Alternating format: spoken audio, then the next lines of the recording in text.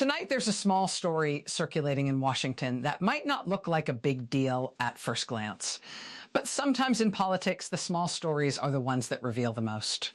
And this one involves former President Donald Trump, a surprising appointment, and a question that people inside the political world have started asking quietly. Why her?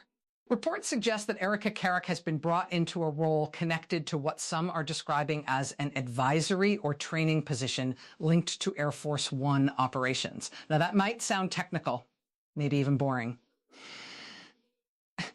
But in Washington, positions connected to presidential aviation are not small things. Air Force One isn't just an airplane. It's a flying command center. It's a national security asset.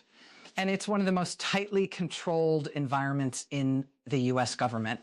Traditionally, the people connected to it come from very specific backgrounds: career Air Force officers, military planners, aviation experts, people whose entire professional lives revolve around that world.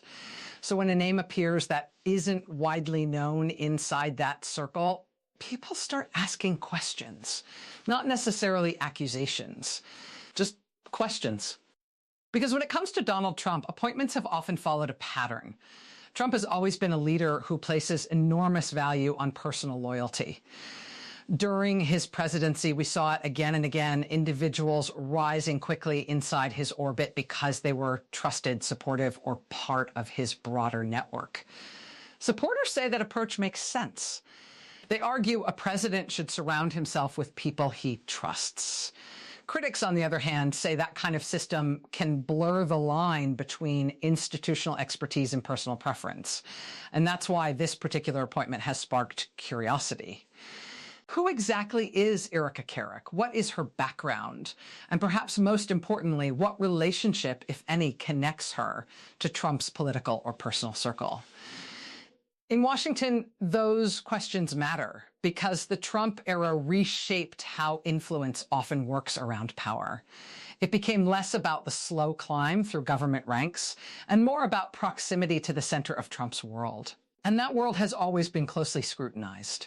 Trump himself has been the subject of years of reporting and investigation into his business dealings, political alliances, and personal network.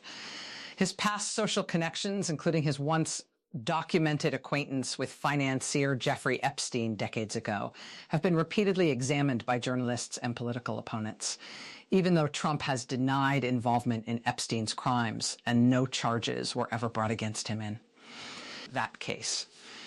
Still, those kinds of associations are why every new name entering Trump's orbit tends to attract attention.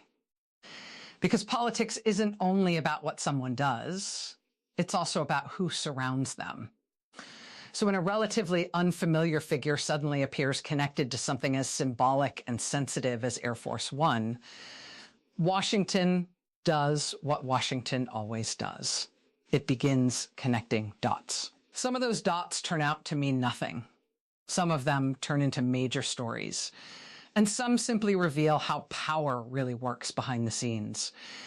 Right now, the Erika Karak story sits in that first stage, the stage where reporters, analysts, and political observers are simply trying to understand the decision. Is it about loyalty? Is it about trust? Is it about politics? Or is it something far more routine that just happens to look dramatic from the outside? With Donald Trump, history suggests one thing above all else. There is almost always a story behind the story. And in Washington, those stories tend to unfold slowly, one detail at a time. Outro music fades in, and that's the question tonight. Not just what happened, but why.